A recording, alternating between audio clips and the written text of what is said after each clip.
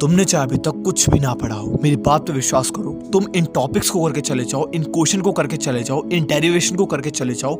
इसके अलावा बाहर से कुछ नहीं आएगा। सच्चाई कह रहा हूं। सारे टॉपिक्स को छोड़ दो, सारे क्वेश्चन को छोड़ दो, सिर्फ इन टॉपिक्स और इन क्वेश्चन को अच्छे से कवर अप कर लो। मैं गारंटी के साथ कह रहा हूं, इस वीडियो को अभी सेव कर लो और पेपर देने के बाद देखना इस वीडियो को। मैं गारंटी के साथ कह रहा हूं, ये जो क्वेश्चन है वो तुम्हारे एग्जाम के अंदर 100% आएंगे, क्योंकि ये आपके प्रीवियस ईयर से निकाले हुए सबसे ज्यादा इंपॉर्टेंट क्वेश्चन है।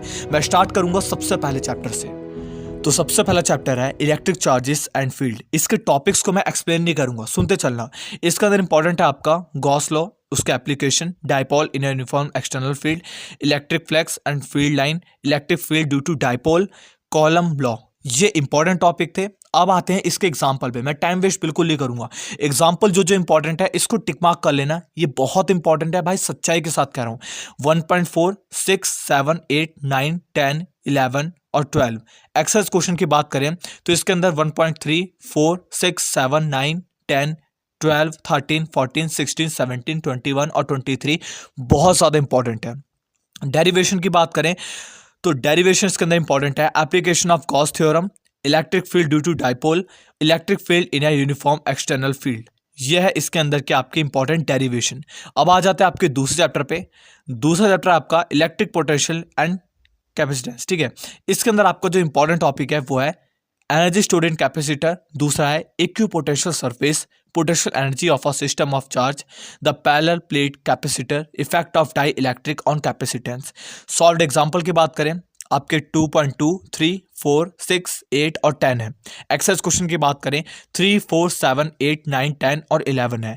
डेरिवेशन आपकी electric potential due to dipole, potential energy of a system of 2 point charges in external field, effect on dielectric on capacitance, the parallel plate capacitor. यह है आपके इंपॉर्टेंट डेरिवेशन। इसके बाद अगला chapter आता है करंट इलेक्ट्रिसिटी। मैं आपको एक चीज और बता दूं, सबसे इंपॉर्टेंट इसी के अंदर। ठीक है, आगे बढ़ेंगे भी थोड़ा सा बताऊंगा। ठीक है, concept of drift velocity, Kirchhoff law, dependence of resistivity cells, EMF and internal resistance, Wheatstone bridge. आपका ये इंपॉर्टेंट टॉपिक है। सॉल्व्ड एग्जांपल की बात करें 3.1, 3, 5, 6 और 7 है। एक्सरसाइज क्वेश्चन 3.2, 3, 5, 6 और 7 और 8 इंपॉर्टेंट है।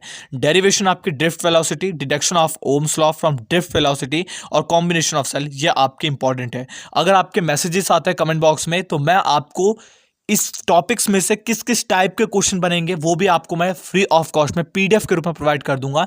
बट इस वीडियो पे कम से कम आपके 1000 से ज्यादा लाइक होने चाहिए, और मैं एक तरीके से डाल दिया मैंने चैलेंज बस। उसके बाद पीडीएफ के फॉर्म में आपको मैं ये टॉपिक्स के भी जो क्वेश्चन जिस तरीके से बन के आएंगे ना, कब कब बन के आए, वो सब आपको दे दूंगा फ्री में। The moving coil galvanometer, Biot Savart law and its application, ampere circular law and its application, force between two parallel current, motion in a magnetic field, torque in a current loop. Solved example की बात करें 4.1, 3, 5, 6, 8, 10, 11 और 13।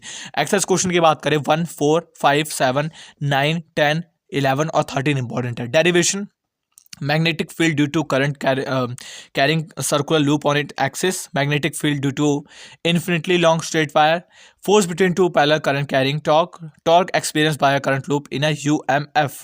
ठीक है, इसके बाद आपका next chapter आ जाता है moving charges and magnetic field. इसके अंदर आपको जो इंपॉर्टेंट है वो है the moving coil galvanometer, Biot Savart law. ठीक है, और ये सब वही चैप्टर रिपीट हो गया, सॉरी। मैग्नेटिक एंड ये आपका अगला चैप्टर आ चुका है जिसके अंदर इंपॉर्टेंट है bar magnet, magnetic property of material, bar magnet as an equivalent solenoid. Solved example की बात करें 5.2, 5.5। एक्सरसाइज क्वेश्चन 5.2, 5 और 7 है। डेरिवेशन इसके अंदर कुछ भी इंपॉर्टेंट नहीं है। Electromagnetic induction, inductance, AC generator, Lenz law, conservation of energy, motional EMF आपका इंपॉर्टेंट है इसके अंदर। और सॉल्व्ड एग्जांपल की बात करें 6.2, 6.3, 6.4, 6.6, 8, 9 और exercise question 1, 4, 5, 6, 7, 8। Derivation inductance, energy stored in an in जो भी आपका, ठीक है, जैसी तरह। अल्टरनेट करंट आपका क्या है, series LCR circuit, resonance circuit. मेरे सामने बहुत छोटे वर्ड में, ये आप सोच रहे हो कि मैं लिख पा रहा हूँ, बहुत छोटे वर्ड है, मुझे साफ दिखाई नहीं पड़ रहा है, इसलिए मेरे को यहाँ पे दिक्कत आ रही है। पावर इन एसी सर्किट और ट्रांसफार्मर, ये आपके इंपॉर्टेंट टॉपिक है। मैंने चश्मा नहीं लगा रखा अभी, और अब लेने जाने का टाइम नहीं है, आधी वीडियो बीत चुकी है। एक्सरसाइज क्वेश्चन की बात करें सॉल्व्ड एग्जाम्पल की, 7.2, 3, 4, 5, 6, 9 और 10। एक्सरसाइज क्वेश्चन की बात करें 7.2, 7.4, 6, 7 और 8। डेरिवेशन आपकी क्या क्या इंपॉर्टेंट है? Series LCR circuit, power in an AC current, electromagnetic wave, idea of displacement current, electromagnetic wave and spectrum, ये दो इंपॉर्टेंट है। सॉल्व एग्जांपल 8.1, 8.2, एक्सरसाइज क्वेश्चन 8.1, 2, 5, 6, 7, 8 और 10 इंपॉर्टेंट है। डेरिवेशन कुछ भी इंपॉर्टेंट नहीं है। रे ऑप्टिक्स की बात करें तो refraction of spherical surface and by lenses, lens maker formula, ये आपका इसके अंदर से इंपॉर्टेंट है। Optical instrument, refraction through prism. Example की बात करें 9.2, 3, 4, 6, 7, 8। एक्सरसाइज क्वेश्चन की बात करें 9.1, 4, 5, 6, 8, 10, 11, 14, 16, 17, 18, 19, 20, 21, 22, 26, 27, 30 और 31 इंपॉर्टेंट है। डेरिवेशन आपका mirror formula, lens maker formula, combination of thin lens in contact, refraction through prism, optical instrument important है। वेव ऑप्टिक्स की बात करें the interference of light waves and YDSE, no derivation, इसके अंदर कुछ भी डेरिवेशन इंपॉर्टेंट नहीं है, लेकिन ये टॉपिक इंपॉर्टेंट है। Diffraction, refraction and reflection of a plane, waves using Huygens principle, solved example 10.1, 10.2। Exercise question 10.1, 10.2, 4 और 5 और 6 है। डेरिवेशन की बात करें तो proof of law of refraction and reflection using Huygens law, interference आपका इंपॉर्टेंट है। Dual nature of radical and matter, इसके अंदर आपको जो इंपॉर्टेंट है वो है Einstein photo electric equation, experimental study of photo electric effect, waves of nature. Solve example की बात करें तो 11.1, 2, 3 आपका इंपॉर्टेंट है। एक्सरसाइज क्वेश्चन 11.2, 4, 6, 8, 10 और 11 इंपॉर्टेंट है।